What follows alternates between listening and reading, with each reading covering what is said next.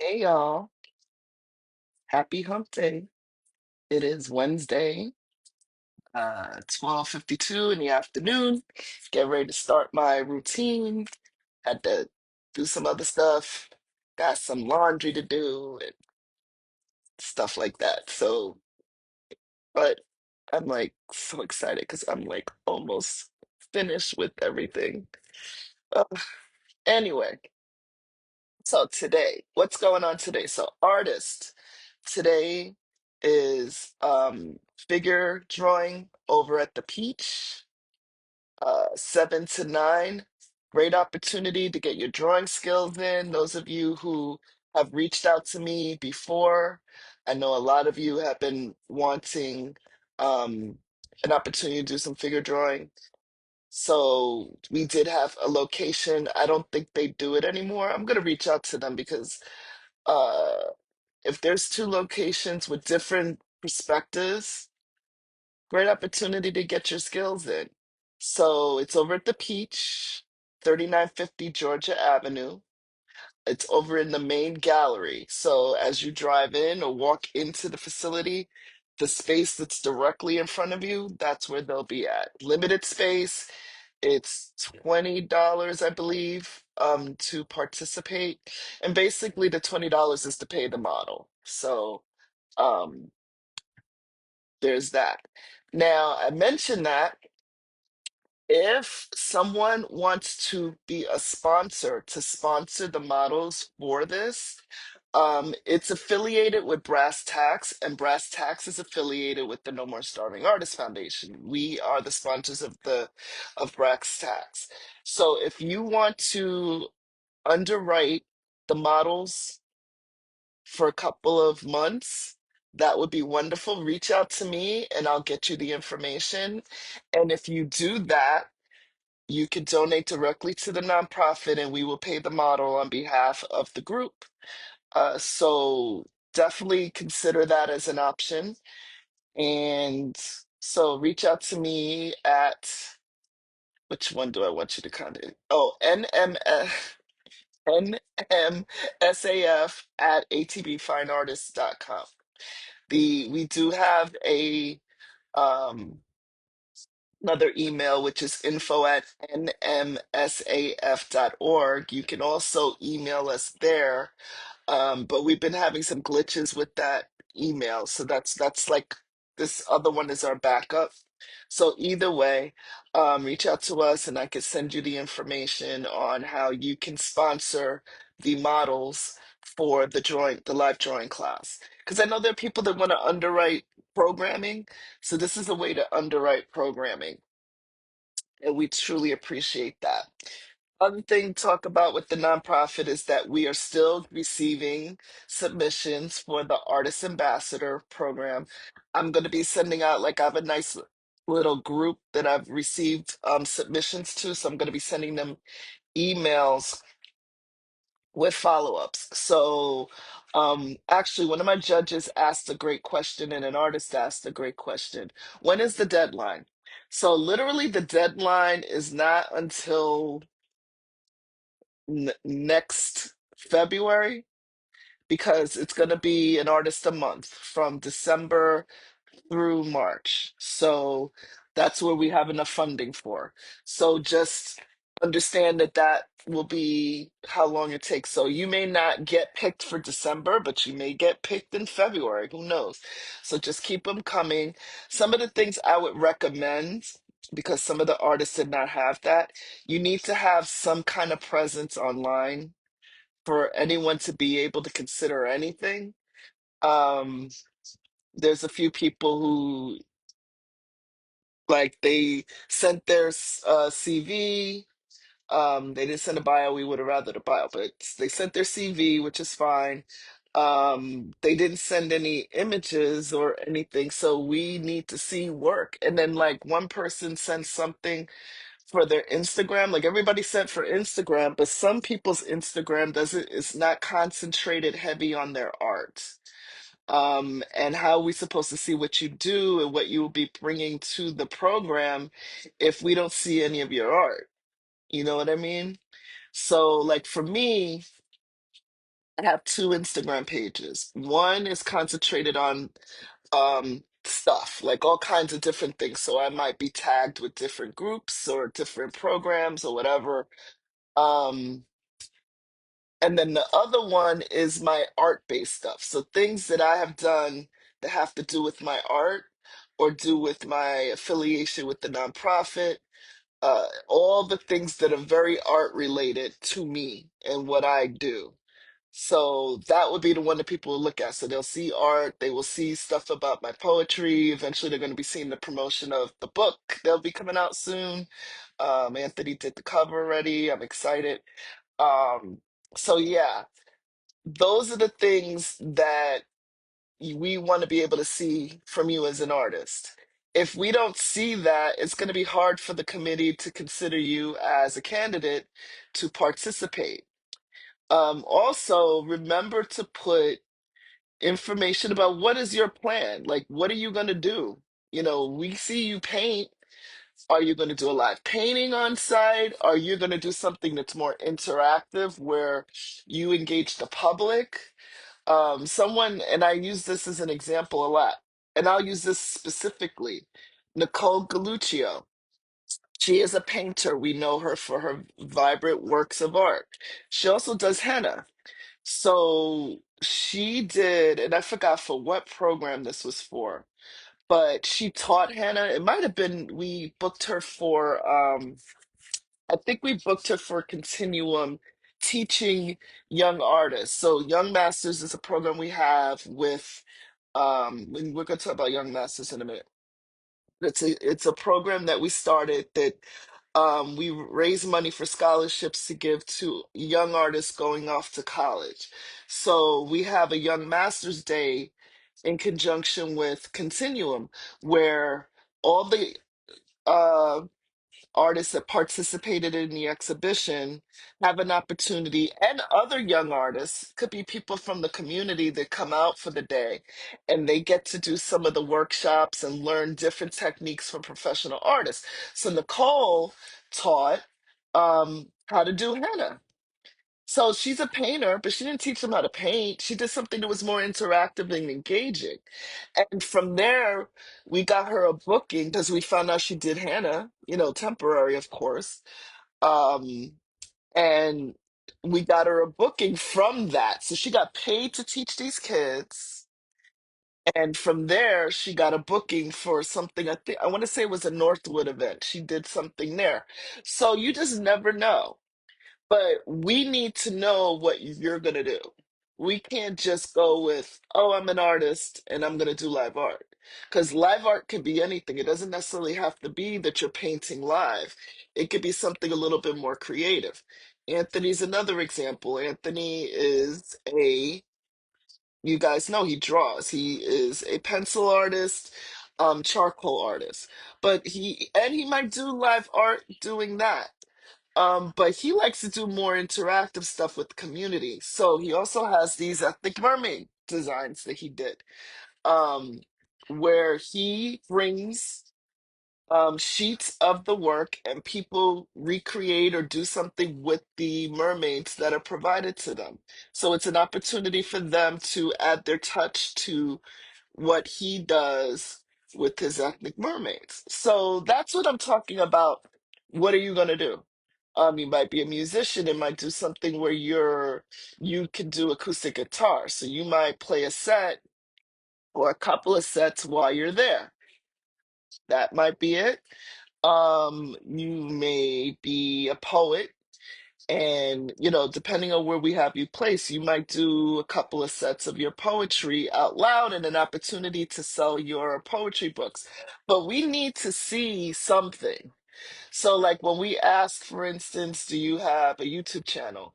Musicians tend to have a YouTube channel, so they want us to see what they do.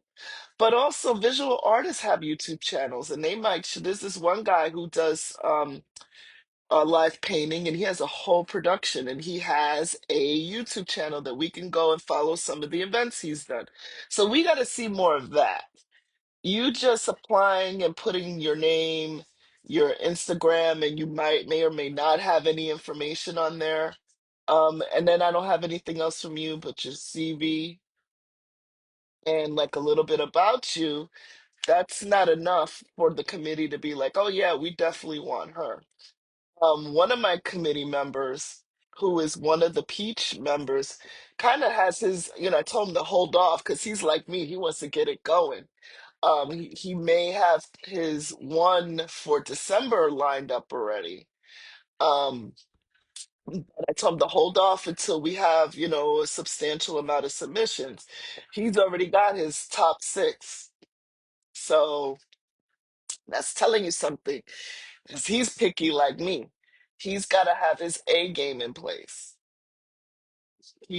I mean, not he, they, y'all need to have your A game in place because if he has already figured out what he's looking for, and we haven't even gotten the bulk of the submissions yet, this is just telling you, you gotta step it up, guys. You really do. So, um, just keep that in mind, okay? Speaking of young masters, so um, what are we supposed to be doing? I lost my train of thought with young masters. Literally, I'll go back to that. I'll revisit that. Other thing about the ambassador. So let's talk about that again. We are raising money to do branding for the nonprofit. So where this branding is going to be the most presented is at the Peach. However, it's going to be at other locations when we need to use it. So we're trying to get our branding package together. So we're raising money specifically from that. We do not want to pull from grant money to do this. We want to be able to raise money specifically for this. So I wanted to be clear as to why we are doing the Facebook campaign. Um, so just keep that in mind when you donate. That's why we're doing it. So it's for collateral, which are the new brochures. So those will be everywhere that we are doing something.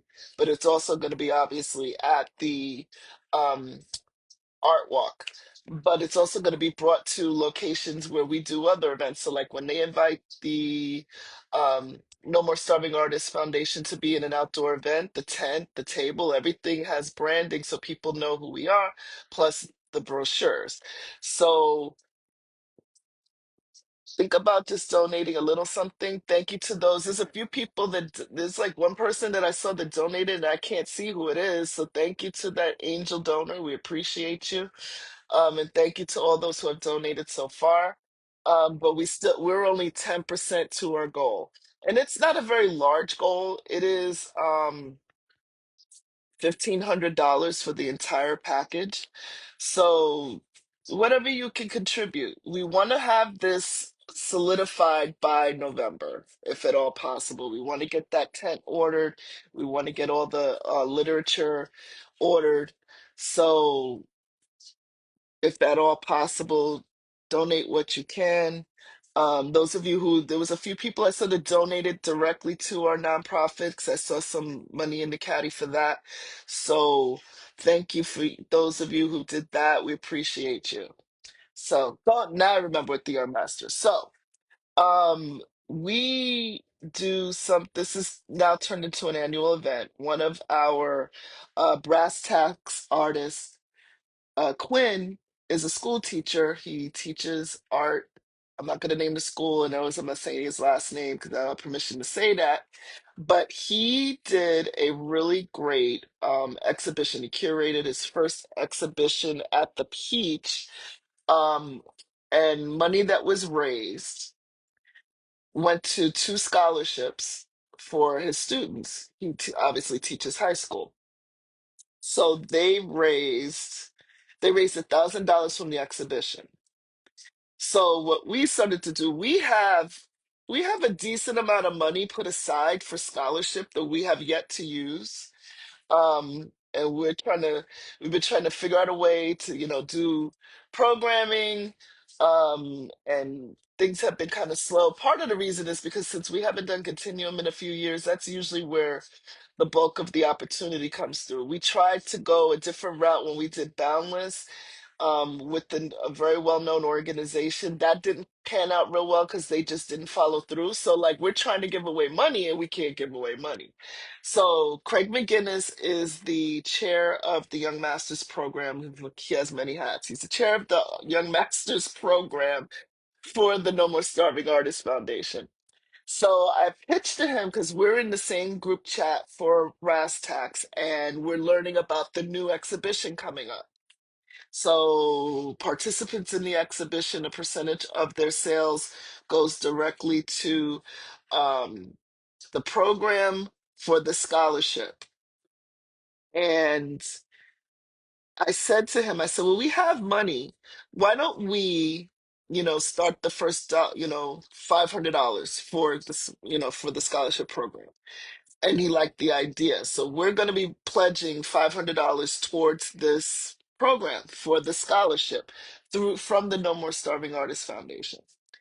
What we're asking for people to do is match that $500 because again, $500 per student. So they were able to give two students last year a scholarship. We would like to build that. So I'm challenging anyone who is well, and if you do this, because the program itself, their program is not a 501c3, but the Young Masters program through the No More Starving Artist is. So I'm challenging folks to match our $500.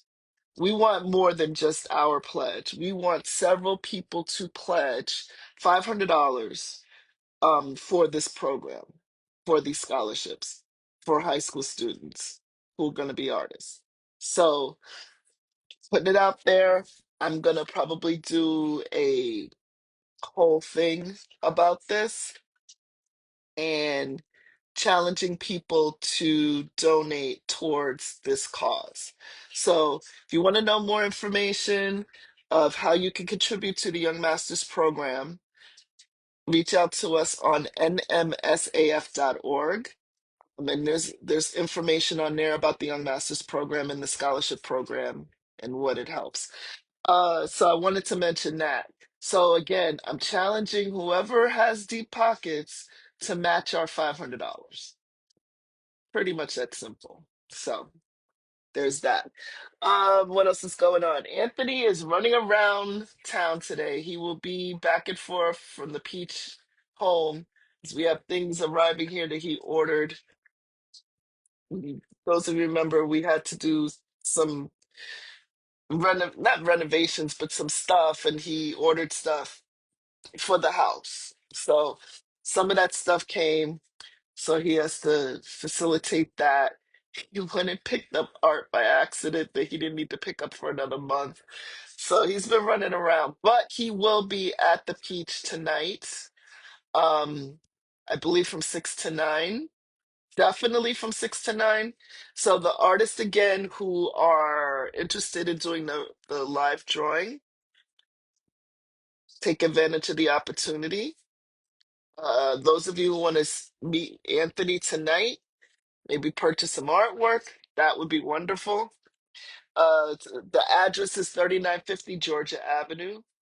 His suite is suite number 2 or unit 2 at the complex. El Segundo's on the premises and the live drawing. So you can with the live drawing, unless you're participating, I don't think you'll be allowed to see in for privacy purposes for the model. But if you want to participate, have $20 your drawing setup. So however you draw, you might draw with the easel, you might draw with those palettes. You can paint, you can draw whatever you want to do. As long as it's not taking up a lot of space. So don't come in there with a 6-foot table. Come there with a setup that's small enough to just contain you and what you're working with and not interfere with the other people in the room. There are chairs there. If you're one of those people that has that, I forgot what they're called, but they're kind of like a what do you call it? I can't think of the name of it, but basically it's a setup where you put your paper on there and it's about this big if you want to do that. There's chairs in there you can sit in. Um, while supplies last, of course. So keep that in mind too. If you got to bring your own little chair to set up, cool. Those of you who go to the Met, there is an older gentleman. I guess he's been doing this for years, and I happened to get a photo of him. He goes there. He wasn't there the last time we were at the Met, but I've seen other people that photographed him as well. Older black gentleman, well dressed, very dandy-esque, and he's always drawing one of the sculptures in the main corridor. And he has his chair, he has his little mini easel, and he has what he's working with, and he doesn't take up a lot of space, so you can walk around him, and he's engaged in what he's doing. Think about that. And if you need to see a photo of that, I'll be happy to share my photo that I took of him. It wasn't the last time we were at the Met, but the first time Anthony and I went to the Met together. So yeah, which was the Harlem Renaissance exhibition we went to, and then when we were coming out, we saw him, and Anthony and I had to shoot some pictures because we just thought, first of all, that he was so cool. He was so well dressed. You know, that's the old school, like my grandmother and my mother and their generation. How they everywhere you went, you were always well dressed. Sneakers was not a thing back then, so he was like exuding class, and he was creating while he was doing it, and I just loved it. So we had to get a couple of pictures of him doing that. So that's what I'm talking about, that kind of where you're contained within your own space, not spread out so it's only about you, you know. So wanted to mention that that's tonight again from 7 to 9 at the Peach, 3950 Georgia Avenue in the main gallery. So yeah. And again, those of you who missed out on the opening of Anthony's studio, take advantage of the opportunity. Go check him out. Go meet up with him tonight from 6 to 9. Also, those of you who probably saw, I did I guess it was a podcast for Tiny Doors. Those of you who don't know, Tiny Doors West Palm Beach is a program that was started by Nikki Hennevelt. It started in her basement studio with a bunch of artists just creating. And at the time, Ashley Water, who is still with WPTV, did a segment on it. And that's how we learned.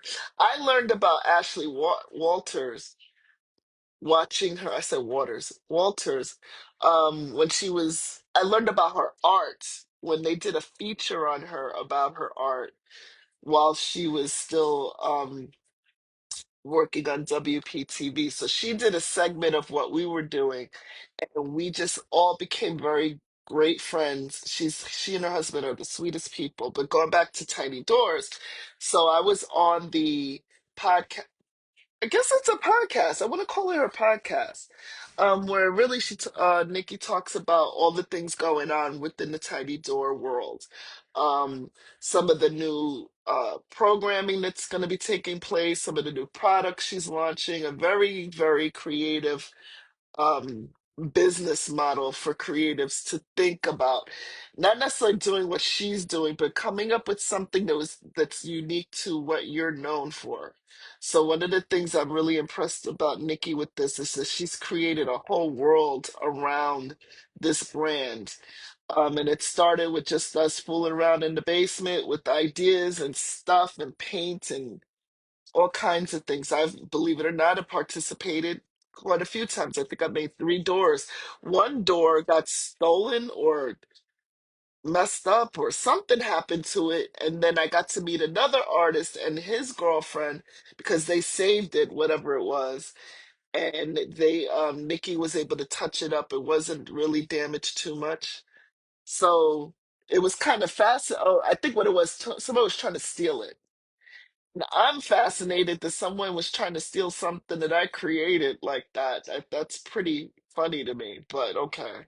So yeah, they tried to steal it. The theme of it, I guess, was the lore, so it forced somebody to want to steal it. But nonetheless, you're gonna see a lot other cool things coming out with Tiny Doors WPB. I'm trying to do some partnerships with art-based groups and organizations. So right now we're in partnership with the Peach, where we're going to be doing the Artist Ambassador program, um, and the Young Masters program.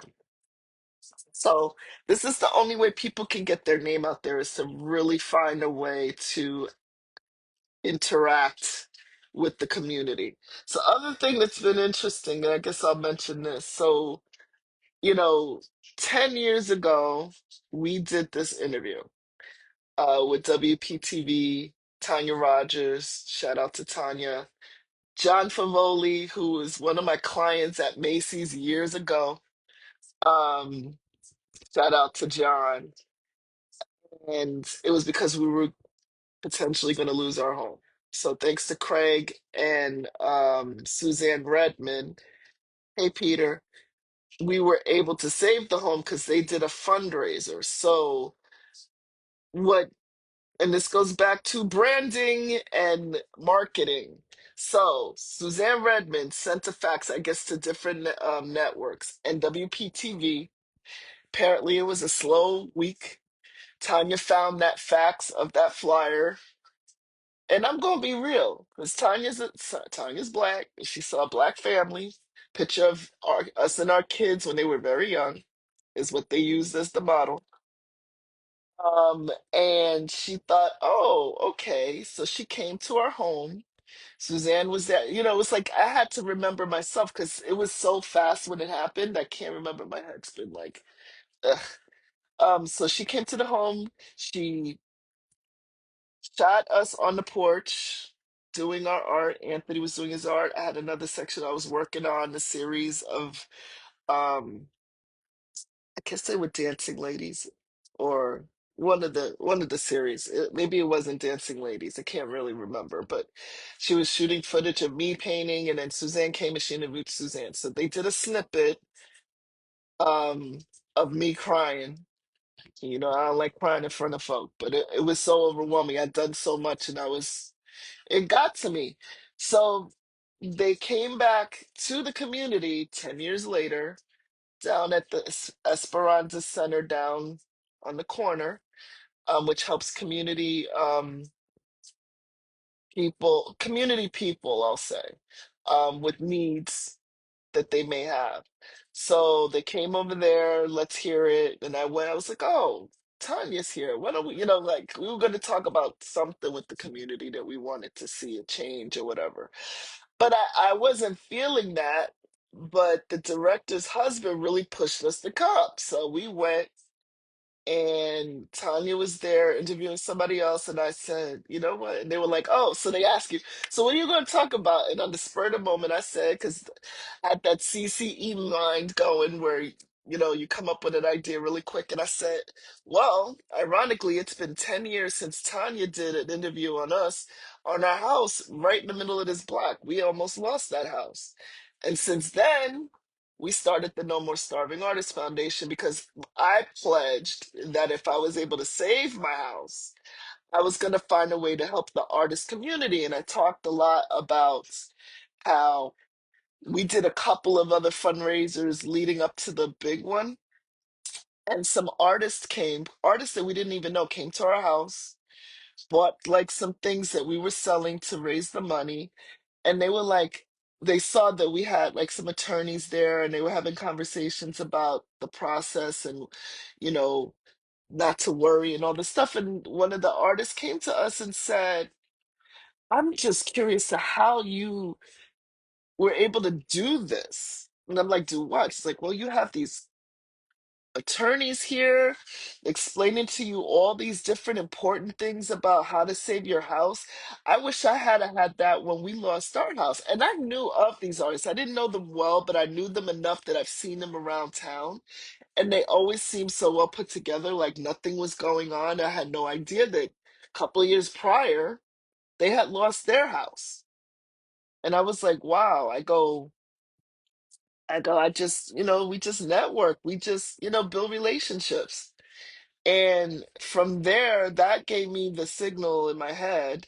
that like all the frustrating parts about this, and then when Suzanne said they were gonna, her and Craig were gonna do the fundraiser, and then another friend of ours who did these quarter auctions, she was gonna do a fundraiser on our behalf. So between the two of these people, I was like, if we save this house, we're gonna have to find a way to help artists because obviously it's a need.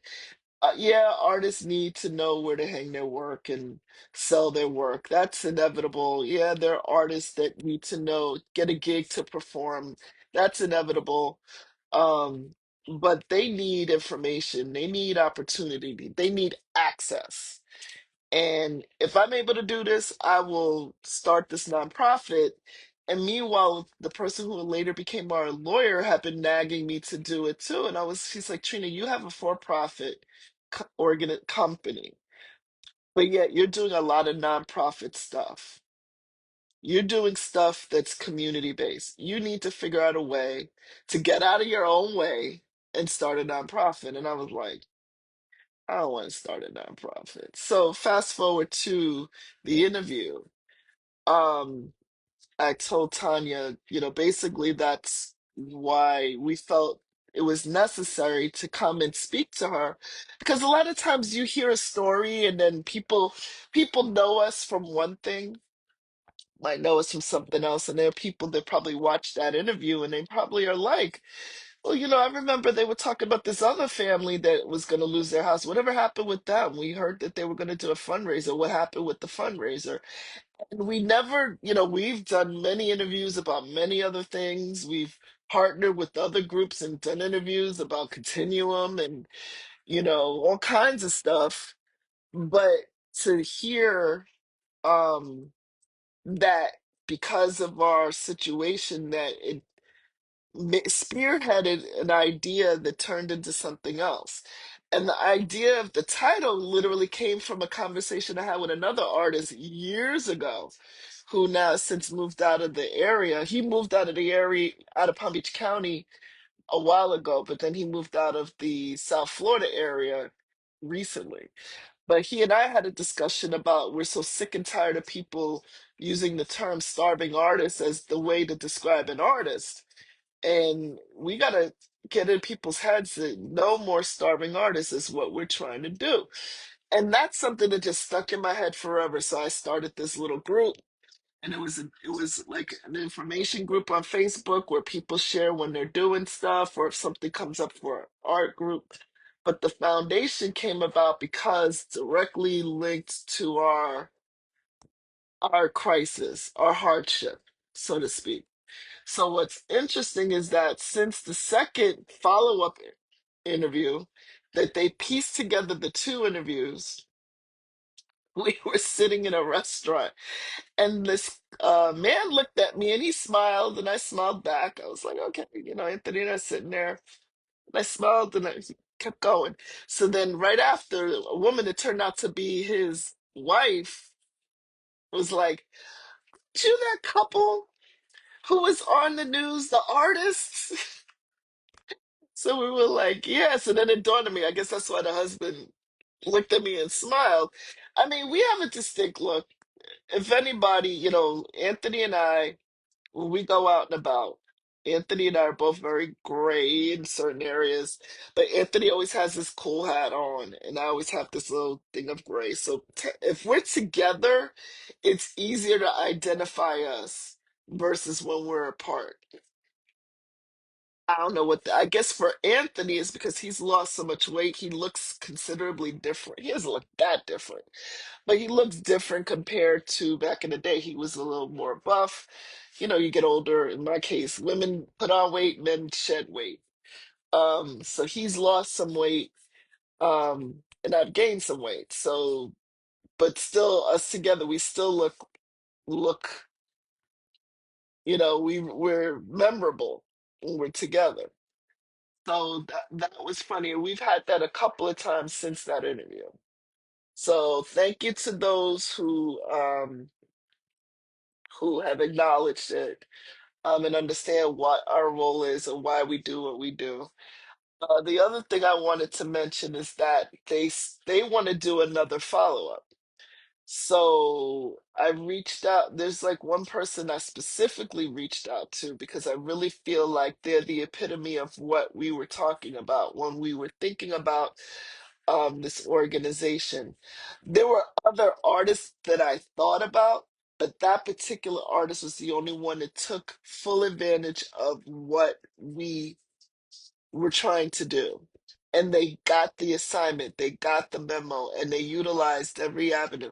Unfortunately, this artist moved out of the area, but while they were here, all the different things we pitched, all the opportunities that came into play, they took advantage of. When we did the fundraiser, where we were able to raise money to fund 6 artists with a grant, a micro grant during the pandemic. They were one of the ones that took advantage of that. Um, they had participated in, well, they participated in quite a few exhibitions that we've done of even before the pandemic, even before the nonprofit. They participated in a lot of exhibitions, but they participated in 2 pivotal exhibitions that we did, um, and was able to acquire funding from that. They also, because of recommendations through the nonprofit, from the nonprofit and from us from the nonprofit, they were able to score a substantial opportunity. Um, that was a game changer for the time. So that particular artist fully got it. Um, they knew how to implement what we offer, and they knew how to spill it back into the community, literally without us really saying that it had to be done, because that is how they live their life anyway. So notice I'm saying they, I'm not saying he or she, because at the moment, until it's confirmed or whatever, I'm hoping that WPTV utilizes this particular individual. I have to pitch a few more people, so they can get an idea of the relationship to the nonprofit and what the benefits to that person, to these people were. It could be that they acquired money from us, but it also could be that they had exhibition opportunities. It could be that they just learned from different things we provided. So I definitely want to see the third stage of this. So next week, I'm gonna be sending them a list with my recommendations and how to contact these people, because I just think that it will be a nice full rounded circle, full rounded story. So thank you, WPTV. They've been our go-to.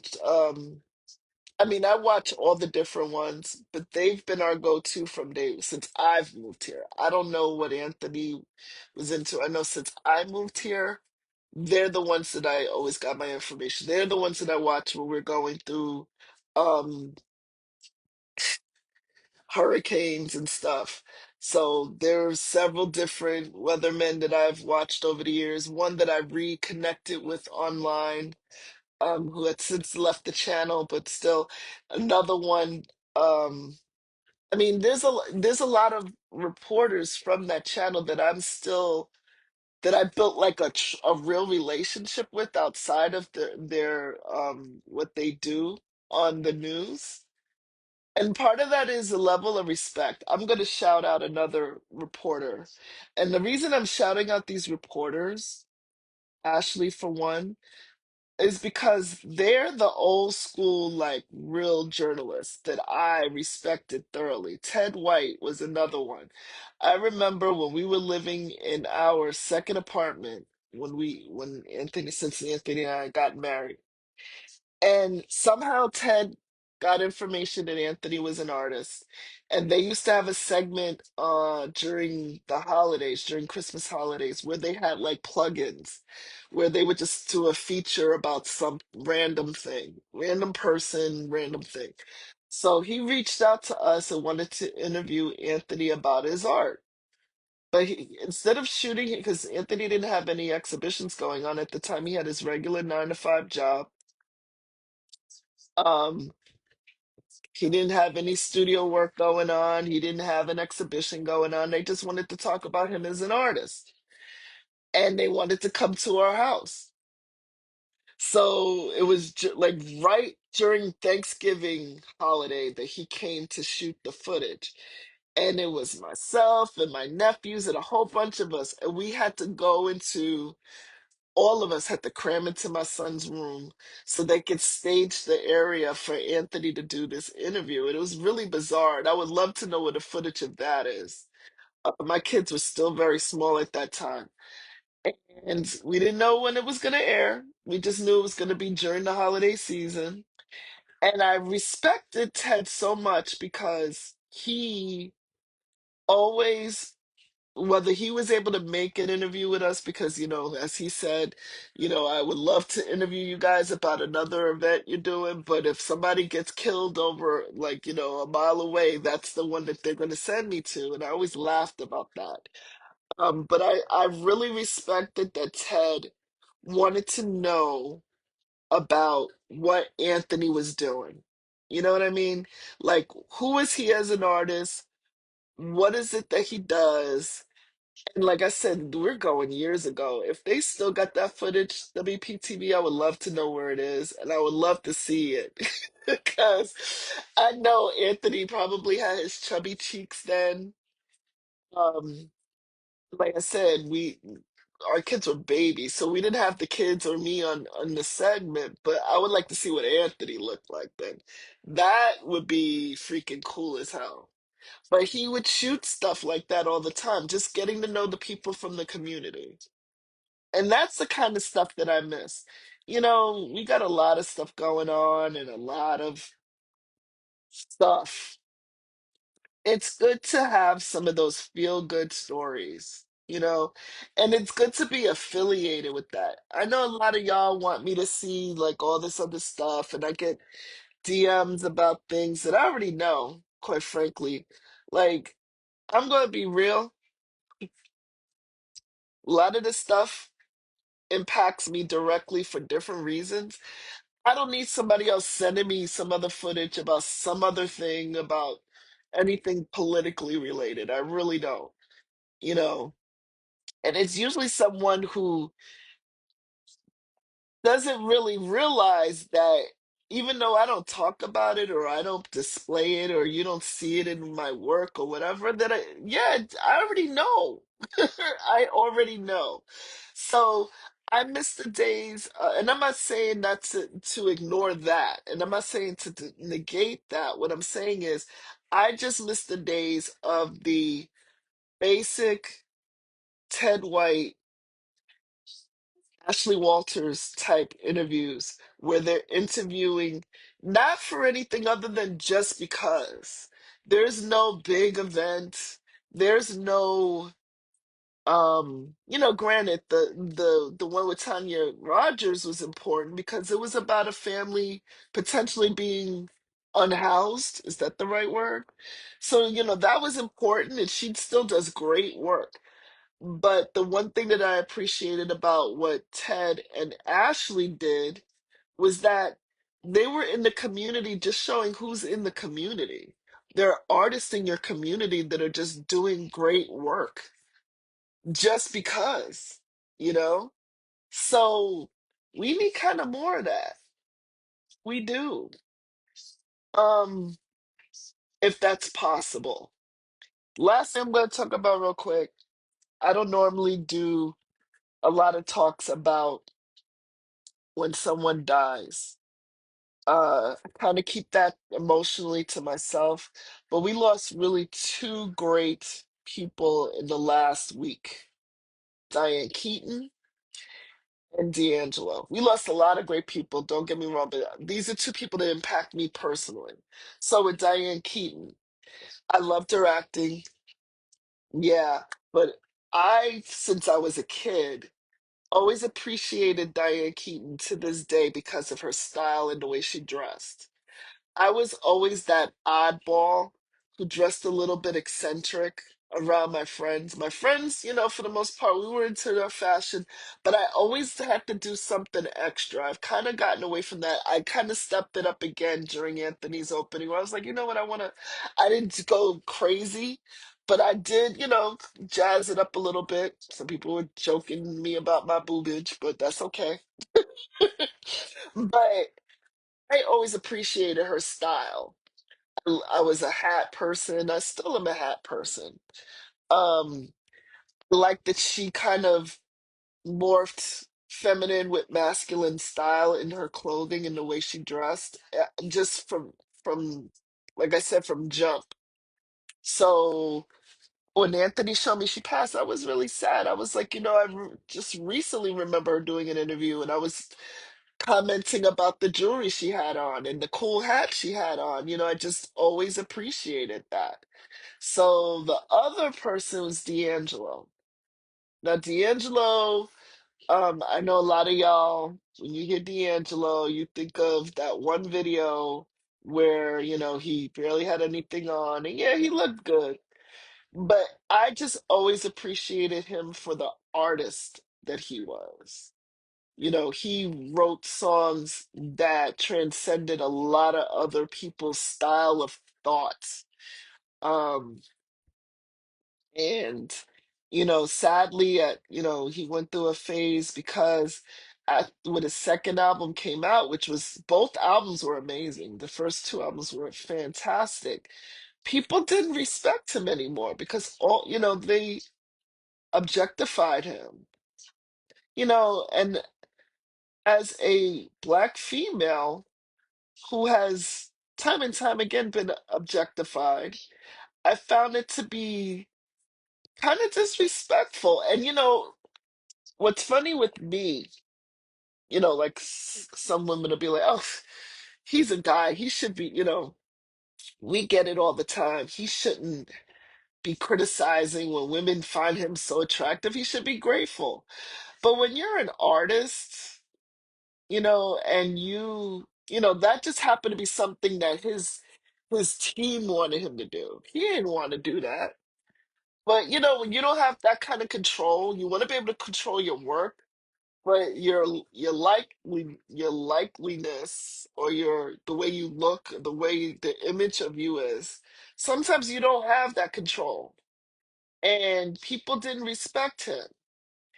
And I'm saddened that he went through a phase of his life where he was growing and people were able to get great work, that because of the way he was treated, he stepped away. And then, unfortunately went through some, things that a lot of creatives go through emotionally. And the other sad part is that his son lost two parents within 2 years. Angie Stone was the other person his son lost. That was his mother. So, these two lost, didn't like make me hyperventilate for the loss, because there were some losses this year that really got to me. Like Malcolm Jamal Warner, obviously. That one really hit hard. But these two people who are icons, excuse me, were icons. This hit me in the sense of loss for the arts, if that makes sense. Malcolm Jamal Warner too, loss of the arts. He was an actor, yeah, but he was also a musician and a poet. You know, D'Angelo was a writer and a musician and a singer. And Diane Keaton was Diane Keaton. She was a great actress, but she was a fashion icon. Sorry, she just was. So keep their families in your thoughts and celebrate them for who they are. You know what I'm saying? So that's it for now. I know I've been babbling on, but there was a lot of information within that. So if you just caught it, go ahead and rewind and watch it again. I'm gonna pull this footage and I'm probably gonna share it on my Instagram later today. But you guys have a great Wednesday. Hopefully, you will get over to the Peach this evening. Go and support Erica Kyle. She's there at the studio now. She should be there till about 6 o'clock. So go. She has some great animal work. Ask her about her transition in her work. She has a great story to tell if she chooses to tell it. But um, I learned a lot from her literally in the last week. So yeah, go check out the Peach, 3950 Georgia Avenue, unit number 2. Talk to you soon. Deuces.